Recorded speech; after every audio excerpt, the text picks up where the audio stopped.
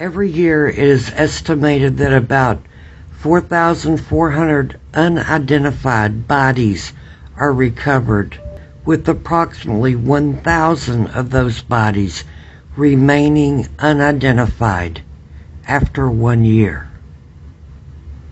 This is the story of one of those bodies.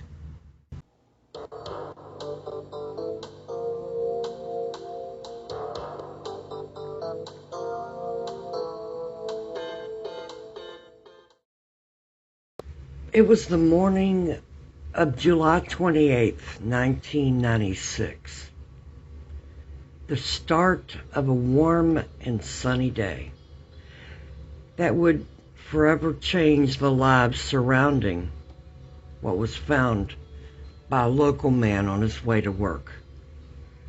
While driving to his business, Johnny Smith glanced over and noticed a woman's body on the side of I-35 Service Road at the Ganser Road Bridge at the edge of Denton, Texas.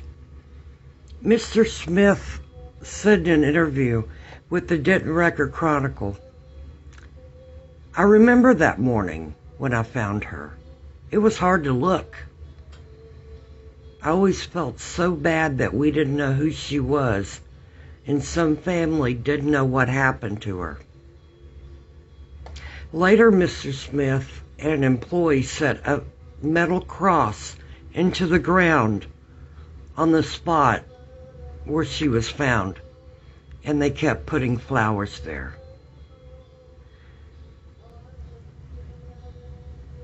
And it also became a special project of Denton Record-Chronicle reporter Donna Fielder. Donna regularly covered the story, chased leads, and did her best to publicize the story. Little did Jane Doe know just how many people were fighting for her and keeping her in their thoughts and prayers. The efforts to identify her began that day in 1996, when her body was discovered.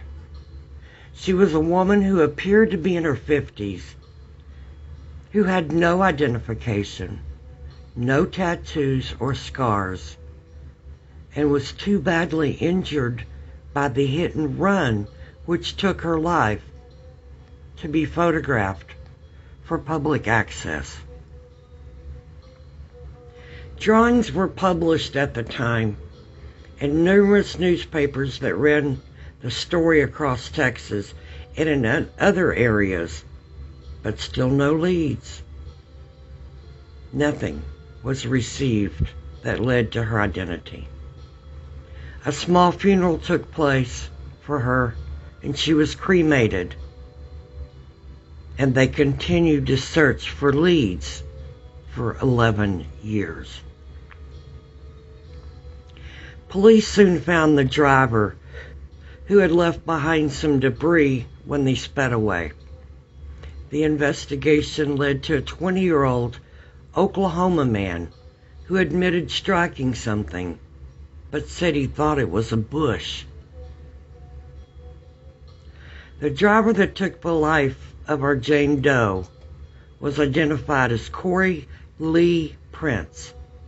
He was indicted and he entered a guilty plea and was sentenced to only 4 years probation, which is almost a third of the amount of time our Jane Doe sat on a shelf in an urn waiting to be identified. Fran Brown was the forewoman of the grand jury that indicted Corey Prince, who was the driver of the pickup who killed our Jane Doe.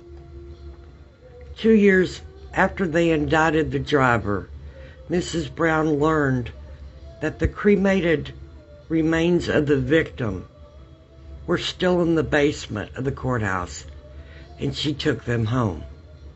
She later organized a memorial service and videotaped it so that if the families was family members were ever found, they would know that people cared for their loved one, even though they didn't know who she was. Mrs. Brown also made a scrapbook of newspaper clippings of the story, with facts, photographs, notebooks, and she placed the remains in an urn and surrounded it with stuffed animals. She had made arrangements for the ashes to be buried with her if she couldn't be identified. The ashes were placed on a shelf where they remained for several years waiting. Mrs. Brown said, "I couldn't just leave her alone. I couldn't just leave her hanging around on a shelf in the basement of a courthouse. When I found out that's where she was, I couldn't leave her behind. And I couldn't leave her when I went either." 2 years later, Miss Brown organized another service to draw attention to the case of the unidentified woman. The service garnered publicity across the nation, but still didn't bring forth any leads to her identity. Somewhere there was a family wondering where their loved one was. And there were many local people who were searching for answers as to her identity and had not given up hope. Several employees in the medical investigator's office spent hours upon hours running down clues and making calls to no avail. Then finally a break in the case occurred, and they got their early Christmas present. Chief investigator for the Denton County Medical Examiner's Office, Troy Taylor, had tried several dozen times over the years to identify her, running her prints through the federal fingerprint database, but without success. But on December 21st, 2007, her identity was discovered, and there was a positive hit in the database, as well as the location of one of her daughters. The woman who was previously known only as Jane Doe, since July 28, 1996, now has a name, and the case can finally be closed that has been open for over 11 years. Her name is Patsy Lee Ross, and she was last seen by her daughter leaving her home in 1995.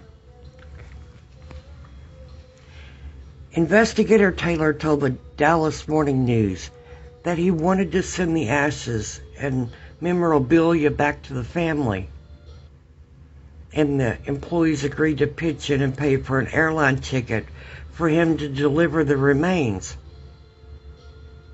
But he thought perhaps he should check and see if maybe a deputy was already heading that way. So he talked to Denton County Sheriff's Office Sergeant and asked if there was a chance that an extradition deputy was already going that way anytime soon. And he was told, matter of fact, there was.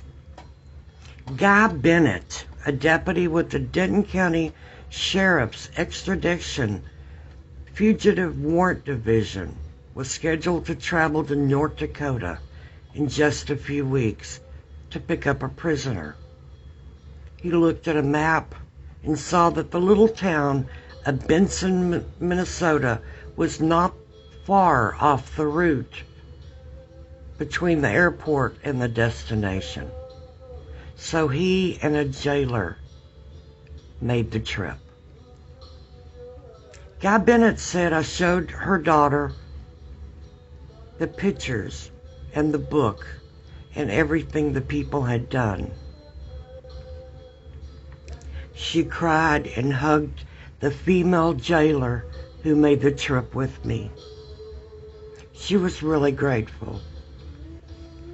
He said, I've been in law enforcement for more than 35 years, and this is the first time I've escorted ashes. Her daughter is grateful to the Denton County people for bringing her mother home. She has placed the urn on a shelf surrounded by the stuffed animals Miss Brown sent along. She said she put an angel on top of her mom's urn and hung a crucifix above. She said she has closure now on where her mom is, and she knows her mom is at peace.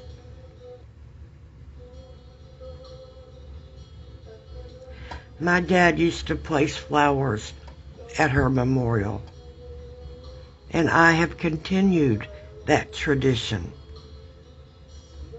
My dad passed just 2 days before Patsy was identified. I remember one day I was riding with my dad, and we were going to a doctor's appointment, and I'd always wondered why he carried silk flowers behind his seat in the pickup. So I asked him.